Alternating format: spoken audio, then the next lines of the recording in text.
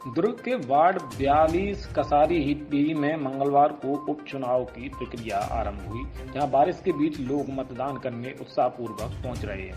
एक तरफ जहां बीजेपी और कांग्रेस के प्रबल दावेदार रहे हैं, तो वहीं निर्दलीय प्रत्याशी भी इस बार मैदान में अपने भाग्य को आजमाने के लिए उतरे हैं। तीनों ही प्रत्याशियों और वार्ड की जनता से केबीपी भारत संवाददाता ने बातचीत की कि वार्ड विकास को लेकर सभी ने क्या कहा, आइए आपको सुनाते हैं। इस वक्त हम कसारी डी वार्ड 42 में खड़े हुए, जहाँ पे उपचुनाव हो रहा है। इस वक्त पूर्व यहाँ की पार्षद का आकस्मिक निधन के बाद इस उपचुनाव की घोषणा हुई थी। यहाँ पे 3 प्रत्याशी खड़े हैं, एक भाजपा से, एक कांग्रेस से और एक निर्दलीय प्रत्याशी। आइए उनसे बातचीत करते हैं और पूछते हैं कि वो इस चुनाव में खड़े हुए हैं और उम्मीदवारों के सामने ऐसी क्या क्या अपनी आम जनता के लिए कार्य करेंगे जिससे उन्हें जनता चुने और वोट दे। से पूछते हैं कि वो जनता के सामने अपनी किन मांगों को, किन अपने योजनाओं को लेकर आएंगे ताकि जनता उन्हें वोट दे और उन्हें पार्षद के चुनाव में जिताए। जी बताएंगे, आप निर्दलीय प्रत्याशी हैं और अपने किन जनता के सामने अपने किन किन योजनाओं को लेकर आएंगे?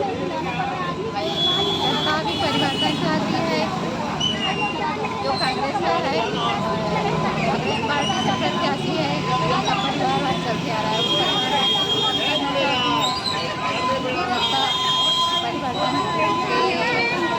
परिवर्तन की लहर है और उनका मन है इस बात का है न कांग्रेस को न भाजपा को, निर्दलीय प्रत्याशी को मौका देकर। अभी कांग्रेस का भी है काम और भाजपा के जो प्रत्याशी हैं उनका भी कार्यकाल देख चुके हैं। ऐसी कुछ मूलभूत सुविधाएं हैं जो जनता चाहती है, क्या उन मूलभूत सुविधाओं की आप कार्य करेंगे?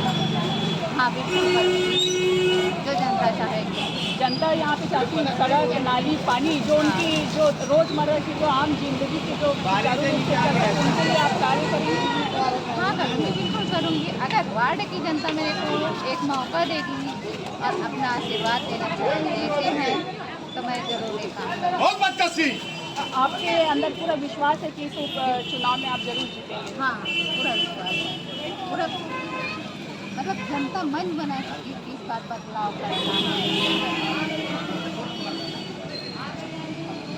सर आप बताएंगे खिलेश्वरी जी में ऐसा क्या है कि जनता उनको चुने? खिलेश्वरी निर्मलकर पिछले चुनाव जीत रही है, क्योंकि यहाँ जो है भारतीय जनता पार्टी को पार्षद बना चुकी है वार्ड नंबर 42 जनता, और कांग्रेस पार्टी को भी बना चुकी है यहाँ पर। लेकिन यहाँ मूलभूत सुविधा जो है ना यथावत है, जो सुविधा मिलना चाहिए वो सुविधा आम जनता को और आम जनता तक के नहीं पहुँच पा रही है। इसलिए खिलेश्वरी निर्मलकर को जो है 1.5 वर्ष के लिए मौका यहाँ की जनता दे रही है। निसंकोच लोगों का जो विचार है कि खिलेश्वरी निर्मलकर एक पढ़ी लिखी महिला है और पूरे संपूर्ण शासकीय दस्तावेजों का अनुभव और ज्ञान है कि आधार कार्ड कैसा बनता है, निर्वाचन की प्रक्रिया में वोटर आईडी कैसा बनता है, राशन कार्ड कैसा बनता है, और तमाम जनता से संबंधित जुड़ा हुआ हर विषय को, जैसे कि एक मकान आदमी खरीदता है उसकी रजिस्ट्री को कैसा किया जाता है, वो लेखा अधिकारी के रूप में वहाँ तहसील में कार्यरत है और दस्तावेज के रूप में वो काम कर रही है। इसलिए जो है जनता उस पर अटूट विश्वास बनाकर जो है खिलेश्वरी निर्मलकर को जिता रही है, समस्या से निजात पाने के लिए ही। और यहाँ परिवर्तन सबसे बड़ा मुद्दा है, परिवर्तन देखना चाहती है जनता, क्योंकि वही रिपीट पार्षद जो है ना, कांग्रेस का रिपीट, बीजेपी का रिपीट, एक ही परिवारवाद का जो है गढ़ है, ये गढ़ आज जो है ना खिलेश्वरी निर्मलकर जो है जनता के आशीर्वाद से, उनकी मत से, उनकी मोहर से जो है ना विजय प्राप्त कर रही है। निर्मलकर प्रत्यक्ष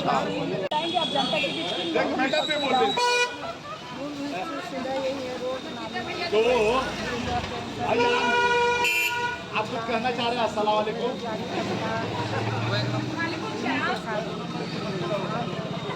जनता कई सालों से इस वार्ड में कांग्रेस प्रत्याशी को ही चुनते आ रही है, तो इस समय आपको क्या लगता है, इस समय आपका साथ देंगे?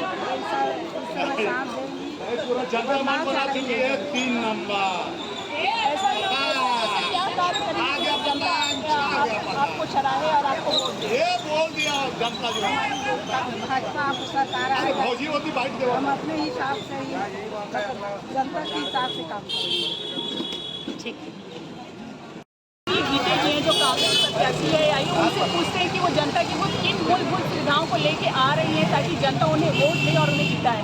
ठीक है, बताएंगे आप?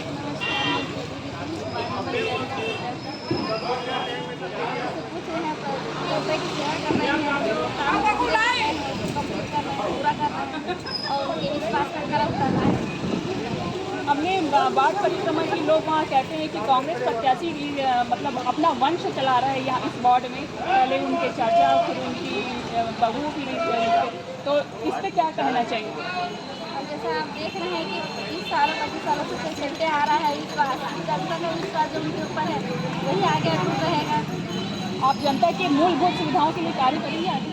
जरूर करेंगे आगे कार्य कर रहे हैं, करते रहेंगे और आगे भी करेंगे। आपके साथ दो महिला प्रत्याशी भी खड़े हुए हैं, जो एक भाजपा की है और एक निर्दलीय है। उनमें उनसे अलग आप ऐसा क्या कार्य करेंगे कि जनता आपको चुनेगी? जो उनको आवश्यकता है आपको कार्य करना है, जो उनके लिए अच्छा है और उसको हम उसके ऊपर खड़ा करेंगे। जिस तरह से आपने देखा ना कि इस उपचुनाव में तीनों प्रत्याशी कांग्रेस, भाजपा और निर्दलीय प्रत्याशी अपने पूरे जोश के साथ और पूरी हिम्मत के साथ खड़े हुए कि वो ही जीतेंगे। इस चीज़ का फैसला तो 30 तारीख को जो चुनाव के परिणाम आने वाले हैं उसमें पता चलेगा कि इस चुनाव में जो है वो तीनों में से कौन जीतता है। तीनों अपने अपने मूलभूत सुविधाओं के लिए कार्य करेंगे और जनता के लिए कार्य करेंगे।